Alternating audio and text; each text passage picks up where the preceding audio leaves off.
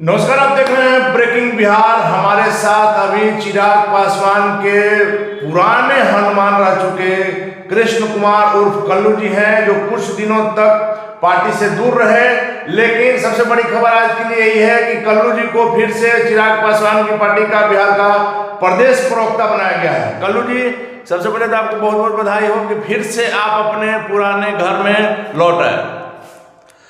लोक जनशक्ति पार्टी रामविलास के राष्ट्रीय अध्यक्ष, मेरे अभिभावक, मेरे आदरणीय चिराग पासवान जी का मैं बहुत आभार प्रकट करता हूं। साथ ही प्रदेश के अध्यक्ष आदरणीय राजू तिवारी जी, प्रदेश के तमाम नेतागण, प्रदेश के तमाम पदाधिकारीगण का मैं आभार प्रकट करना चाहता हूं कि जिन्होंने मुझ पर पुनः दोबारा भरोसा जताया है। और मैं पूरी आस्था के साथ जिस तरीके से पहले पार्टी के लिए कार्य करता था और पुनः इस कार्य को हम बखूबी अच्छे से निभाएंगे।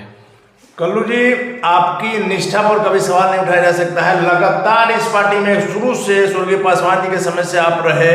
आपका घरेलू संबंध रहा है चिराग पासवान से, पार्टी का तो अलग संबंध रहा है। लेकिन बीच में किन्हीं कारणों से आप थोड़ा दूर हो गए थे चिराग पासवान से, फिर आप आए हैं। वैसे दौर में जब चिराग पासवान बिहार में तेजी से उभर रहे हैं, विपक्ष की सबसे बड़ी भूमिका अदा कर रहे हैं, वैसे में कृष्ण कुमार कल्लू के साथ चिराग पासवान को और कहां तक ले जाएगा? देखिए अनिल जी, हम शुरू से ही कहते हैं कि जो पिता जन्म देता है सिर्फ वही पिता नहीं होता है जी। हमने हर वक्त अपने नेता, देश के दूसरे अंबेडकर, पद्म भूषण स्वर्गीय रामविलास पासवान बाबूजी का हर वक्त हम उतना ही प्यार उनसे हमको मिला जितना कि हम सोच नहीं सकते थे जी। और जब वो हमारे बीच आज नहीं है तो कहीं ना कहीं उनका जो आशीर्वाद है वो हमें प्राप्त हो रहा है। और रामविलास पासवान साहब ने मुझे उंगली पकड़ के राजनीति में चलाना सिखाया। और कहीं ना कहीं पारिवारिक संबंध की जो बात कहती है, हमने उनको कभी अपने पिता से अलग नहीं समझा। उनको हम अपना पिता तुल्य, उनसे भी बड़ा स्वरूप समझता था। और एक यही कारण है कि इस परिवार से लेकर के, पार्टी से लेकर के हम बहुत बखूबी तरीके से अपने जिम्मेवारी को निभाते हैं।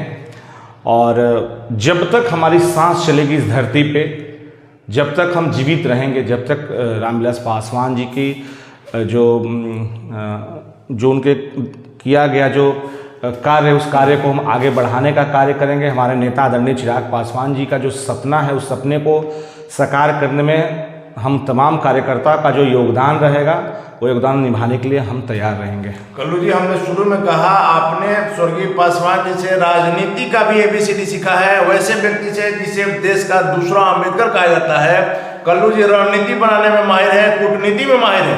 इसलिए हमने कहा कि चिराग पासवान अभी जिस प्रकार से आशीर्वाद यात्रा के बाद से लगातार जो पद यात्रा कर रहे हैं, आरा के बाद से कल अरवल में, तो कल्लू का साथ मिलने के बाद चिराग पासवान की लौ और तेज होगी। नहीं, बिल्कुल, हमने शुरू से ही कहा था कि यही चिराग घर घर को रोशन करेंगे। तो स्वाभाविक है कि देखिए, बूंद बूंद से तालाब भरता है। और कहीं ना कहीं जिस तरीके से पार्टी के जो तमाम कार्यकर्ता हैं, पार्टी के जो हमारे प्रदेश के अध्यक्ष हैं आदरणीय राजू तिवारी जी के द्वारा जिस तरीके से लगातार मेहनत किया जा रहा है, पार्टी के प्रधान महासचिव संजय पासवान जी हों, संसदीय बोर्ड के अध्यक्ष उल्लास पांडे जी हों, या राष्ट्रीय उपाध्यक्ष अरुण बाबू हों, कैफी सर हों, अशरफ अंसारी जी हों, जो भी पार्टी के तमाम नेतागण हैं, सभी का चूँकि नाम लेना तो पॉसिबल है नहीं, लेकिन सभी लोगों को इक्वल मैं मिला के बोलता हूँ कि सब लोग अपने स्तरीय से जो है मेहनत कर रहा हो। और कहीं ना कहीं हमारी पार्टी का जो जनाधार है, पार्टी का जो विस्तार है, बिहार के साथ साथ पूरे देश में हुआ है।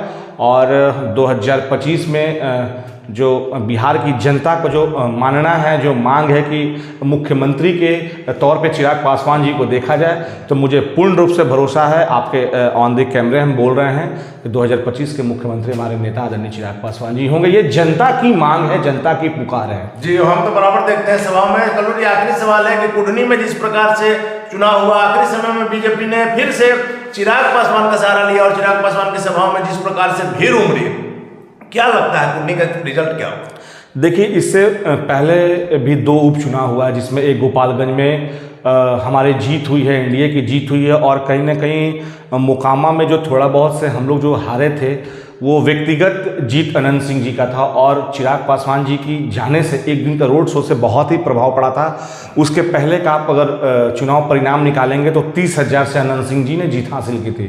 बहरहाल जब हमारे नेता आदरणीय चिराग पासवान जी जब वहाँ जाके प्रचार करते हैं तो वहाँ सिर्फ और सिर्फ 14,000 से ही मार्जिन घटी। तो कहीं ना कहीं हमारे नेता अगर 2-3 दिन वहाँ मेहनत कर देते और तो कहीं ना कहीं ये जीत हमारी थी। और रही बात कुर्नी की, तो कुर्नी के जिस तरीके से आपने देखा कि हमारे नेता के जाने के बाद जन सैलाब, जो प्रधानमंत्री जी की जो रैली में जन सैलाब आपको मिलने को जो मिलता है, वही भीड़ आपको मेरे नेता आदरणीय चिराग पासवान जी में देखने को मिला।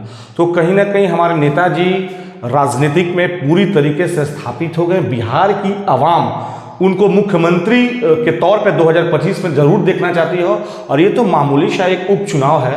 तो बिहार की जनता का जो आशीर्वाद मिला है, पुनः हम लोग एनडीए के जो उम्मीदवार हैं वो जीतेंगे।